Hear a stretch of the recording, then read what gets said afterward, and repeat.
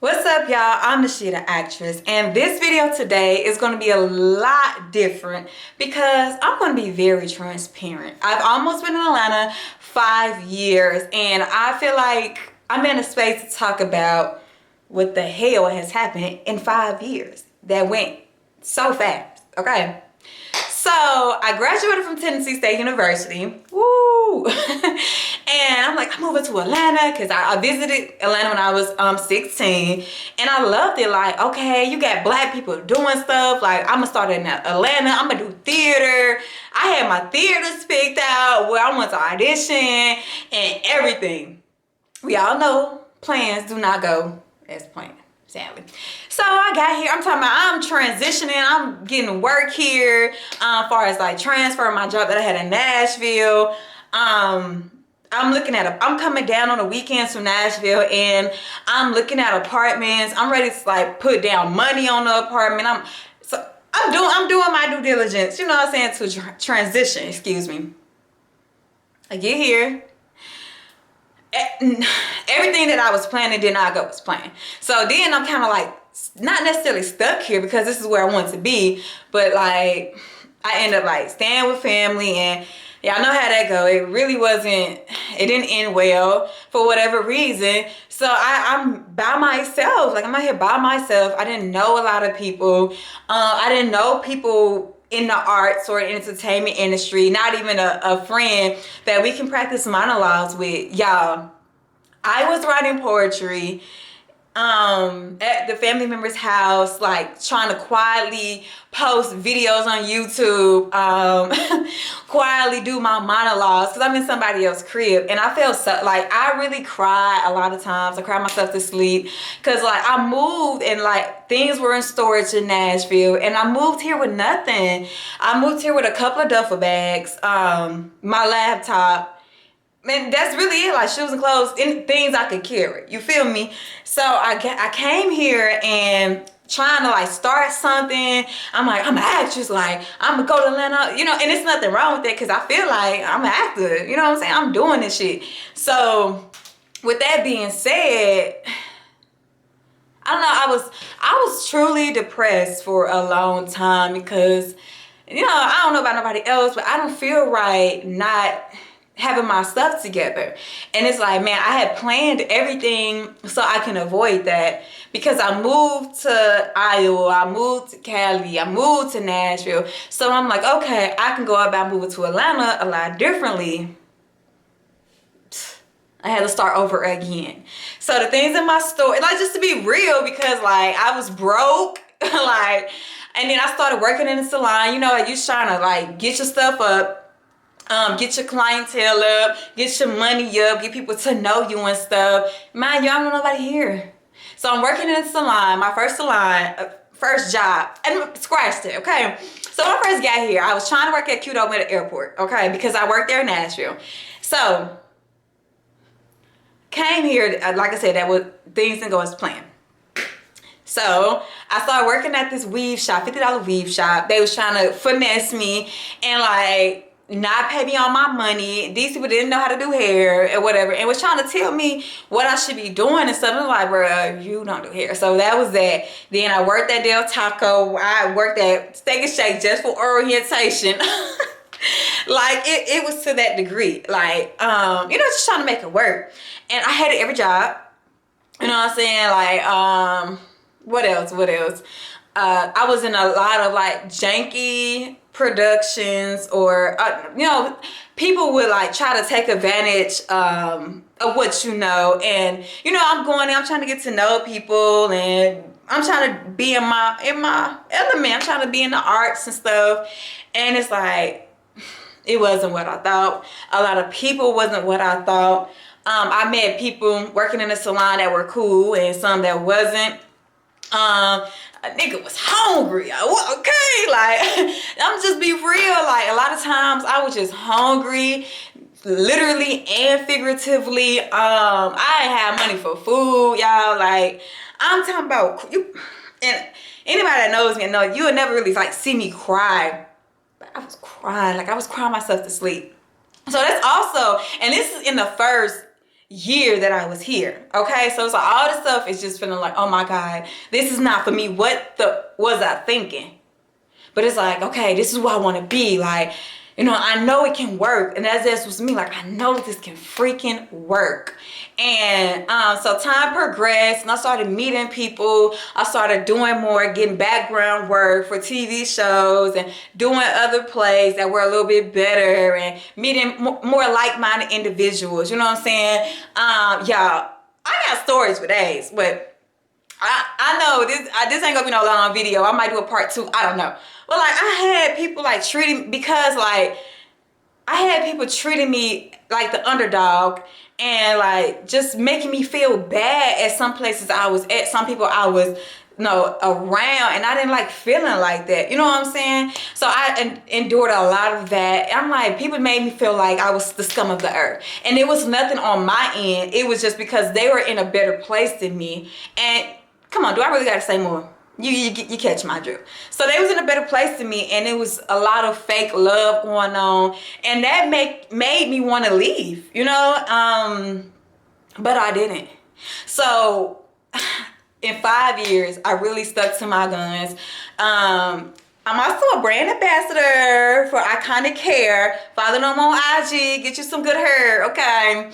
So it's like the opportunities that may seem small to other people, they're big to me because I didn't start out doing stuff like this or really been energized to do my YouTube or energized to like wake up. Like it was some days I'm like, oh my God, like let me go back to the hood and thug it out. But the inner me like would never let me leave. Like many times, even last year, 2019, I was like, man, this like I don't gotta deal with it. It was just a lot of stuff, and I'm only one person, so mind you, I don't have nobody here. I just want to act. I want to make money. I want to live. I don't gotta live fancy, but I want to be able to be in a comfortable spot. You know what I'm saying? Not content, but as I progress, I want to be in a spot where I don't feel like I don't want to like get up and do nothing. So my energy is different in 5 years. I don't know, it's just like the seeds that I planted in 2017, 2018, even 2019 has resurfaced to 2020. And I'm so thankful that I didn't give up. You know what I'm saying? So I just really made this video to shed light on 5 years and like how I got started and what it was like. Like it was not easy. Like if I had somebody to tell me, I'll tell people, the younger me would be so happy because I would avoid so much. But that's what makes your story. And I feel like if you really want to pursue something, you should go for it. And you have to be ready for them hungry days when you ain't got no money, you can't buy no clothes, you know what I'm saying? You walk into the laundromat, you know, you walk into work. Like even in Nashville, I had like walk to work and I'm like, hey, I gotta do the same thing. You know, it just was like things kept happening. Like one day you good, the next day you not. And it's like your family are away. And it's like nobody understands because nobody did nothing like this before. Nobody has done anything like this before. So nobody can really relate to give me the reassurance that shit gonna work out. So it was just me praying. And I also like found my spiritual journey in this matter as well. Like 2017, like I told you, I ain't want to get up sometimes. And I just felt like this was a waste of time. Like, bro, why am I doing this to myself? Oh, because I want to act. Oh, because I want to be on TV. Do I really want that?